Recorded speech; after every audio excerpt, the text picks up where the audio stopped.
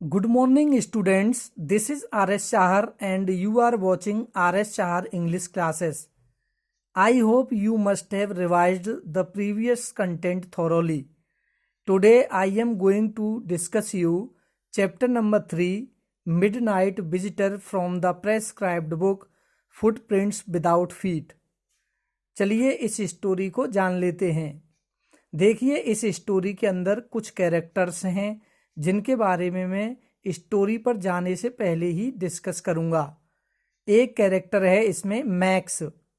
Max कौन है? Max एक सीक्रेट एजेंट है और एनिमी ऑफ ऑजेबिल। ऑजेबिल का एनिमी है, दुश्मन है। ऑजेबिल कौन है? एक कैरेक्टर है Ausable. Ausable is different kind of secret agent. Ausable भी एक अलग तरीके का सीक्रेट एजेंट है। नेक्स्ट है फाउलर। फाउलर कौन है? Fowler is a young and romantic writer. He wants to write a book on detectives. Fowler एक राइटर है जो जासूसों के ऊपर अपनी बुक लिखना चाहता है।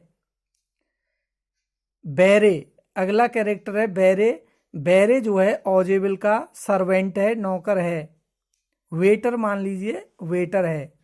चलिए स्टोरी शुरू करते हैं। ऑजेबिल एक गुप्तचर था। वह एक फ्रेंच होटल में ठहरा हुआ था। एक यंग और रोमांटिक लेखक जिसका नाम फाउलर था उससे मिलने के लिए वहां पर आया। फाउलर ऑजेबिल को देखकर बहुत ही निराश हुआ क्योंकि वह पिलपिला और मोटा व्यक्ति था। उसका कमरा दुर्गंध और अंधेरे वाले होटल की सबसे ऊपरी 6th स्टोरी पर था, 6वीं मंजिल पर था। जब उन दोनों ने कमरों में प्रवेश किया तो ऑजेबिल ने बिजली जलाई तो उन्होंने पाया कि कमरे के बीच में एक आदमी खड़ा हुआ था और उसके हाथ में एक रिवॉल्वर थी। फाउलर के लिए यह उस दिन का सबसे रोमांटिक डे था। रिवॉल्वर वाले व्यक्ति का नाम मैक्स था। मैक्स ने कहा कि मैं यहाँ पर ऑजेबिल से एक गुप्त सूचना, सीक्रेट इंफॉर्मेशन छीनने के लिए आया हूँ, जिसको प्राप्त करने की मैं प्रतीक्षा कर रहा था। ऑजेबिल शांत और ठंडा रहा। उसने होटल के प्रबंधकों के प्रति अपनी गुस्सा जाहिर की। ऑजेबिल ने होटल के जो मैनेजमेंट के लोग थे जिन्होंने होटल बनाया था उसके प्रति गुस्सा जाहिर की थी कि तुमने ऐसी बालकनी मतलब मेरे कमरे के पास बना दी है जिसमें हर कोई आ जाता है। इस तरीके की ये एक बनावटी बात थी। ऑजेबिल शांत और ठंडा रहा। उसने होटल के प्रबंधकों के प्रति अपनी गुस्सा जाहिर की और उसने उस बालकनी के बारे में एक मनगढ़ंत कहानी बनाई।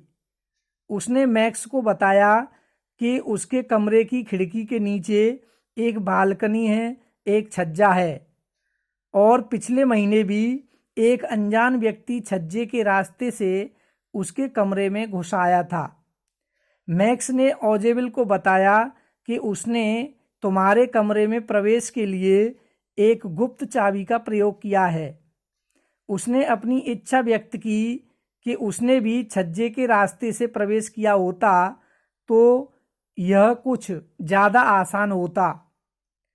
सूचना के आने में, रिपोर्ट के आने में अभी आधा घंटा शेष था। दरवाजे पर अचानक जोर की खटखटाहट हुई। ऑजेबिल मुस्कराया। उसने कहा कि यह अवश्य ही पुलिस होगी क्योंकि मैंने पुलिस को इस रिपोर्ट की सुरक्षा के लिए बुलाया था। मैक्स घबरा गया। वह खिड़की से छज्जे के ऊपर कूदा, लेकिन जैसा कि ऑजेबिल ने बताया था वहां कोई भी छज्जा नहीं था। वह 6ठी मंजिल से नीचे जमीन पर जा गिरा और मर गया। तब दरवाजा खुला। बेरे कौन है? ऑजेबिल का वेटर। बेरे ने ट्रे, शराब की बोतल और 2 गिलास लेकर कमरे में प्रवेश किया, क्योंकि ऑजेबिल ने बैरे को ये चीज़ें लाने का आदेश राइटर के आने से पहले ही दे दिया था। बैरे चला गया। फाउलर को छज्जे के बारे में कुछ भी मालूम नहीं था।